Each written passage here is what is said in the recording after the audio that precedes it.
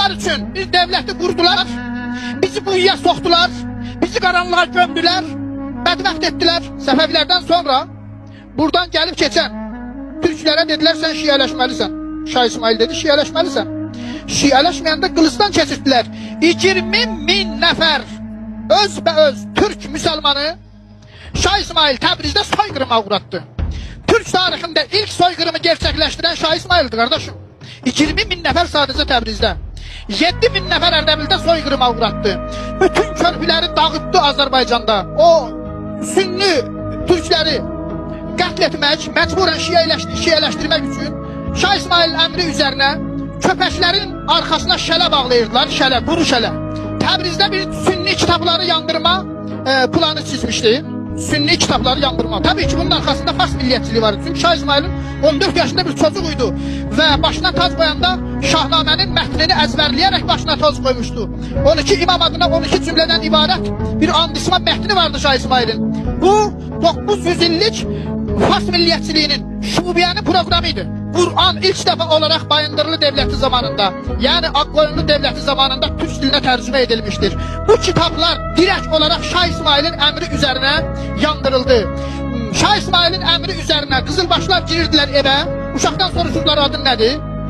5 yaşında, 6 yaşında uşaktan. Derdi Ayşe. Baltayla vururdular başı düşürdü yere. Ebu Bekir, Osman adında uşakları qətl ettiler. Hatta sonunda Şah İsmail o kadar canavar terbiyelemiştiler ki öz anası Alemşah Beyimin başını öz eliyle kesti. Bunlar bizim halkımız bilmelidir. Şimdi buyurun. Şah İsmail deyirsiniz Türkçe yazın. Şah İsmail'in Türk dilinde bir tane şehri yoktu. Bunların hamısını Anadolu xətailəri yazır. Çünkü ben Şah İsmail'in Fars dilinde şehrini okuyarken ve Türk dilinde şehrini okuyarken bir şeye rast geldim. Oradan şüpheye başlandı. Fars dilinde yazılan şehirlerinde Şiə fəlsəfəsi, şiəçilik təbliğ edilir. Türk dilinde yazılan şehirlerde Ələvilik ve Şiəlik eyni değil. Ve belli olur ki bu Fars dilinde yazılan şehri başka bir adam yazmış. Türk dilinde yazılan şehirlerde başka adamlar yazmıştır. Şah İsmail hatta Təbrizdə başına tac koyup danışanda xalqa Ciylək ləhcəsiyle danışırdı. Türk dilini bilmirdi. Müsibətlə danışırdı. 5-6 tane Türkçe sözü. Yani o məsciddəki soyqırım törətdi ki, Əbu Bəkirə, Ömərə, Ayşəyə lənət oxumalısınız və sonra qətl etdi xalqı. Orada Ciylək ləhcəsində danışırdı. Səfəvilərdən sonra bizim xalqımızın zehninə vilayət-i təkvini adında bir anlayış girdirildi. Nedir bu vilayət-i təkvini? Yani Allah öz iradəsini, öz gücünü bazı seçtiği adamlarla paylaşır.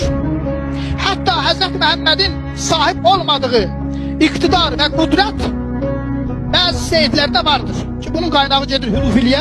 Ona göre de bütün məscidləri, Səfəvilər hamısının kökünü kestiler.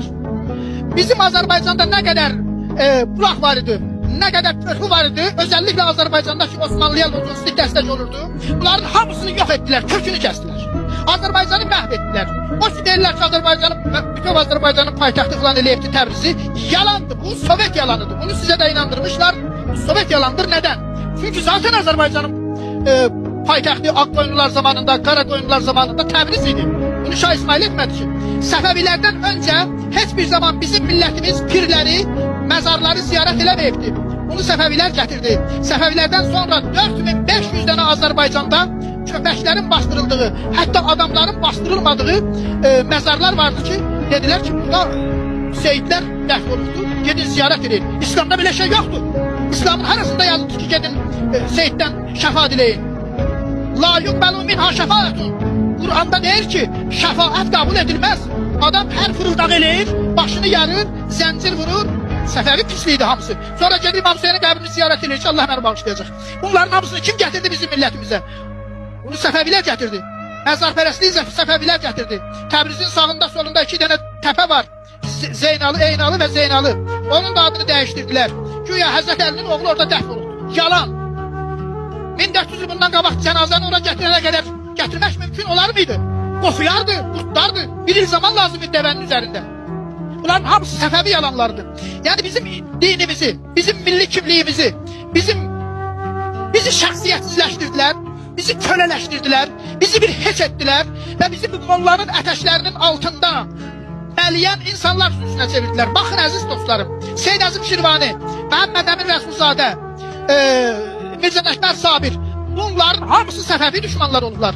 Bakın görün Seyyid Əzim Şirvani Səfəvi